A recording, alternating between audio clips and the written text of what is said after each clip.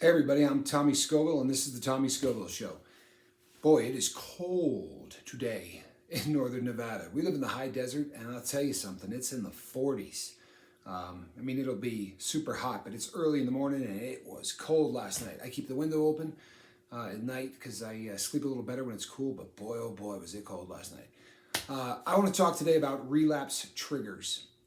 Now, people, I think everybody realizes that the Tommy Scoville approach to rehabilitation, although it's borrowed from literally hundreds of different, I have called together the things that worked for me. They're not going to work for everybody, but I think because of some of the fallacies and things that they do within the rehab community, and because the rehab community is a business, that what we do here is unique. But from time to time, I'm going to tell you things that are theories, and I'm going to use phraseology. I'm going to talk about things in such a way that probably won't jive with what some of the other instructors or some of the other teachings say.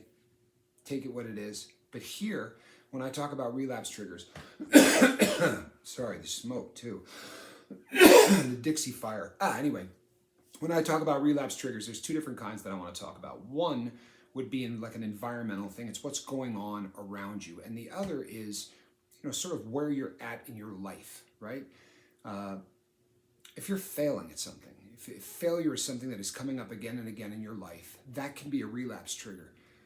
This morning, people, tomorrow will be 21 days that the Tommy Scoville Show has been up and running. We hit 1,000 subscribers last night, or maybe this morning. But when I went to bed last night, we were at 900 and change, and I woke up and we're at 1,000 and change. And that's a huge milestone. And folks, it takes a long time for most channels to get to 1,000. It did not take us a long time at all. We did it in 20 days. Now, that's not me. That's a lot of people who invited people here and a lot of people who sent people here. Obviously, if it were not for Johnny Scoville and from Mark at Wages World, who didn't just send people over who hit subscribe, right? That happens a lot. Man, go give the guy a subscribe, right? The people from Wages World came here and actually became, part of this community and fast. They watch the videos, they leave really intelligent comments, and just sort of assimilate instantly. I cannot tell you how happy I am about that. However, because of that, I've gotten a ton of emails. I even got one from YouTube that says, "Congratulations on your success." For me, success is a relapse trigger. Now, relapse triggers don't mean that this happens and I'm, going to go and grab some tinfoil and start smoking heroin. Relapse is a process that leads to doing the chemical again. Okay, so it's not a situation where relapse means that you've already started using dope. We went over this in an earlier video, but the triggers are things that make you start to slide back down towards the lifestyle that you lived. So for me, success has always been a relapse trigger, and I had a lot of time, courtesy of the my mistakes and the government's reaction to them. I was put in a very small room and had a lot of time to evaluate this. And I think that, the fear of success for me has always been, that using a drug as an excuse for why I wasn't successful was something I could do all the way back to high school. Well, you got C's. Well, I got C's in, such and such a class or such and such. Yeah, but I was stoned every day, right? I was the partier. So it was like having a built-in excuse to cover me for why something, why I wasn't successful in something. And it translated just all the way to adulthood, to where I really started to just fear success. Now, I'm sharing this because, people ask me all the time if I have a sponsor, and I do. But, the longer I'm sober, the less my sponsor and I need to talk. However, I now have over 1,000 sponsors because I really am accountable to everybody on this channel, which is awesome for me. It really is. And just because I'm the one sitting in front of the camera doesn't mean that every single person in this comment section cannot have that same support group. That's the dream of this channel. That's the dream of what we do, is that we're all accountable to one another. We all, and I don't mean, what are you doing? You're getting high. I mean, I'm here for you. What can I do to help, right?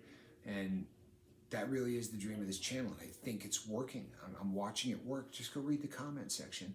The way that everyone supports one another is the dream of what's going on here at the Tommy Scoville Show. So you have the triggers that are what's going on in your life, right? Emotionally, where you're at, success, failure, anger, fear. These things are relapse triggers. One of the things you hear all the time is when you're first quitting, HALT, the acronym, HALT. If you're hungry, you're angry, you're lonely, or you're tired, then you better get to work, right? That's the table that's got nothing on it. If you're sitting around and you're not doing anything, or you're angry, or you're hungry, all of these things can be triggers. But I want to talk about a different set of triggers, because let's take where I live, right? I just got back after living in Oakland, California. Now I'm back to a place, I never did dope in Oakland, California. You know, I lived my entire existence in California sober. But here, every place I drive by is someplace that I did dope. Every place that I drove by is somewhere where I picked up. All of these things can be triggers. Smells, tastes, noises, songs. The reason that this is so important to identify is, let's say you're sitting around the house. For me, when I was doing dope back in what I call the honeymoon period of time, for people who get addicted to a drug, there's a period of time where you love being on that drug, right? It's awesome. It's perfect. There's no problem with this. It makes me a better person. It makes me more efficient. The time when you're delusional and you don't realize that the drug is really killing you. And during that time, I had money. I didn't have to steal. Just take $200-300 and buy some dope. And during that honeymoon phase, I would get up every morning and I would put on the album Appetite for Destruction by Guns N' Roses. And every song on that album is about dope, but the song Mr. Brownstone is really about dope. Like, there's no mistaking it. And when I hear those first bars, I get up around 7, I get out of bed around 9, I'm instantly back to sitting in a room doing dope every single morning. Most of people are aware, at least at some level, of what they call neuro-linguistic behavioral training. And what it basically means is that if you can get all of your senses working at the same time, then when you learn much quicker, right? So if you're in a room that's painted a specific color that's bright, and there is a smell of citrus or something else that's always in there, the concept being, if you learn all of that in that situation, and then you find yourself in a bright room and there's that smell of citrus, then you're going to recall these things much easier than someone who just went down and studied, right? By getting all of the senses in order, in theory, you hyper learn. You learn so much faster and your recall is so much better. Well, think about what we do while we're getting high, right? We've got the tunes on.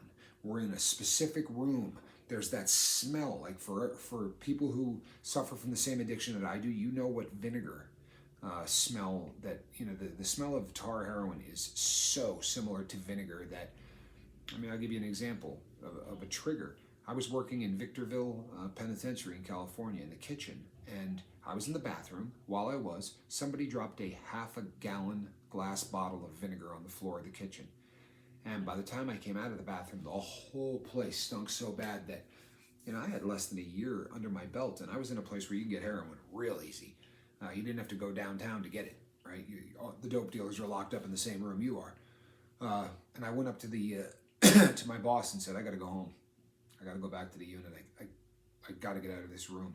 And he goes, smells making you want to do heroin? And I said to him, how do you know that? He said, because 2 other people have already asked to leave here because of it.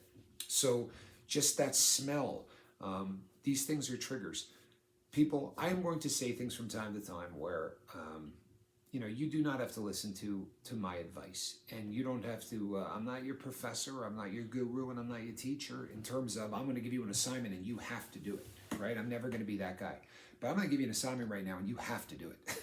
If you really want to stay sober, then you need to make a list of the things that are triggers for you. The things that, if you find yourself saying, man, every time I hear that song, I think of this time, it's a trigger. Especially if that time we're talking about is the time you used. Obviously, if that song makes you think of your wedding and you were sober, well, that's not what we're talking about, right? A little common sense. But if every time this song comes on, I think about that time we were doing coke over at so-and-so's house, that song's a trigger. You understand? Now, it doesn't mean that you're going to hear it and go, ooh, I'm going to do some blow. But it's just like when I was talking about the other day, where I drove over to a Salvation Army in the hood when I could have gone to a Savers that was right here, right? My brain was starting the process of relapse. Triggers are what start that. So if you can identify those triggers and keep them in mind, then you can short circuit that process before it gets rolling. Are you following me, people? Okay. So take the time to make a list. I'm not telling you got to do anything, but if you want to stay sober, this is something that you really ought to do. Have a list of what these triggers are. Identify them. And you don't have to be a junkie to get stuff out of this. Do you understand, people? There are triggers that make people eat. There are triggers that make people gamble. There are triggers that make people look at porn. There are triggers that trigger everything that brings on that habitual activity, whatever that habit has to be, or happens to be, rather. So make a list of what these triggers are, right? And you know what you're trying to identify. If you're a gambling addict, well, then make a list of what makes you want to gamble. You know, if you watch a movie about Texas Hold'em, this might be a very difficult thing, right? There are things that, you know, there are certain movies. The movie Train Spotting, forget about it. I mean, that's not a movie I need to watch because it's a heroin trigger. I'll tell you another one, just true story. The movie Pulp Fiction, we've all seen it a million times, right? I don't watch the scene where he shoots up. I don't. Because when I watch that needle break the skin and the blood goes, and you see it go into the cylinder and start doing this, that to me is not something that I would imagine ever in my life I'm going to be cool with watching. Does not mean I'm going to see it and pick up the phone and dial the dope dealer. But it's going to, if I get comfortable with it, if I go, it's no big deal, and I get comfortable with it, then I'm on my way. For real. Doesn't mean I'm ever going to use, but I'm on the way, because relapse is not using, it's sliding, right? It's that process by where you start going back down the road. Eliminate the things that start you sliding. And how do you do that? You do it by identifying the triggers, the places. Dude, people can be triggers, right? People's, places, things, all of these things can be triggers. Songs, smells, right? By identifying these things, knowing what they are, then if you find yourself very comfortable with them, or if you find yourself, like back to the song that made you think of that one time you were doing blow with so-and-so, if you start putting that song on, you're in trouble. You are. You've started the process. It's one thing if your trigger comes on the radio, and you just reach over and you turn it off. Or it's somebody else's radio and you just sit through it. You think to yourself, I got to guard myself against this. That's one thing. It's another thing if you go home and take that out and put that on and you start listening to it. And when the song's over, you go, man, I remember that night. That was just something. And then, you know, me and so-and-so, well, we put on the Blues Brothers, or we put on Caddyshack afterwards, and we watched, we laughed so hard. You know what? I think I'm going to watch Caddyshack. I'll tell you something right now. You're on your way. Do you understand? You have to be on top of your A game if you intend to stay sober. People, I'm not going to run this thing into a very, very long video. There's going to be many other videos on relapse triggers, and especially as they relate to relapse prevention. But I wanted to touch base on this today because nuts and bolts are important. And if I do them every day, we're going to lose a ton of viewers because I'm going to scare people. But for those of you who are getting sober, right, this is essential. And I don't care if you got 2 weeks or you got a month or you got a year. If you got 5 years, if you've never made a list of your relapse triggers, make a list of your relapse triggers, right? I can't make you do anything, people, but if you want to get sober and if you want to stay sober, it might be a good idea to realize the things that are going to jeopardize that. Please, for yourself, right? We're all in the same boat. You want to figure out how to stay sober, there are tools. If you don't use these tools and you leave a comment in the comment section in 2 months that says, I don't know what happened. You know, one day I just decided to use. No, you didn't. 6 months earlier, you started the process and you just kept getting more comfortable and more comfortable and more comfortable until your brain talked you into that, man, I'm just going to do this once. I'm just going to do it this once. The relapse didn't start that day. It started when that song came on the radio and you said, oh man, it was such a great day. I mean, I realize I'm clean now. I'm never going to go back, but that was just a great day. We had so much fun. I'm going to go home and watch Caddyshack and you're done. Right? The dominoes are beginning to fall. Doesn't mean you can't pull a domino out and stop it from hitting the next one. But if you don't know that they're falling, you're going to be in the comments section saying, I relapsed. I don't know what happened. It's just the way it is, people. All right? This is real talk. So go ahead and make a list of your relapse triggers. I promise you, you won't regret this. By the way, the first time I did this, it took 2.5 pages of a yellow legal pad with 2 rows on each page. I had a lot of triggers. And at first, you're probably thinking right now, man, I don't have that many. If Guns N' Roses' Appetite for Destruction is a trigger, there's 9 songs on that, on that album. You understand? If there are 15 movies that you have seen jacked up, those movies are probably relapse triggers. Bars you used to go to, parts of town you used to drive through. There are so many things, and the more you identify in people, you know, I had a friend in Texas who used to say that we were on our way to work one day, and he said to me, he starts going around Clear Lake, and I have a sister, right? A sister within what we do. She is a sister. She's not a birth sister, but boy, she's a sister. And she knows exactly where I'm talking about because she's from this part of Texas. But he would drive all the way around Clear Lake instead of taking the Egret Bay Bridge, which would have saved all kinds of time. He would go around the lake. And I said to him the first day he did it, I said, "What are you doing, Wally?" We realized how far out of our way we're going. "Why don't you take Egret Bay Bridge?" He said, "Because in the condos on each side of the road was a cocaine dealer." And he said, "And I haven't used in 3 days." I said, "And that's going to make you use?" He said, "It's going to make me pull over at Applebee's and have to use the restroom." The power of the brain when it comes to these relapse. Everybody on here that's been in the same boat knows that, man, you would start talking about your drug. A lot of times you have to go to the bathroom because the mind and the brain are so synced. You know what I'm talking about? You can say, "I know what you're talking about, Tommy," in the comment section, so that those whose drug of choice were alcohol and doesn't understand the concept won't think I'm crazy. But most of the time for certain drugs, the second you pick up, you got to go to the bathroom.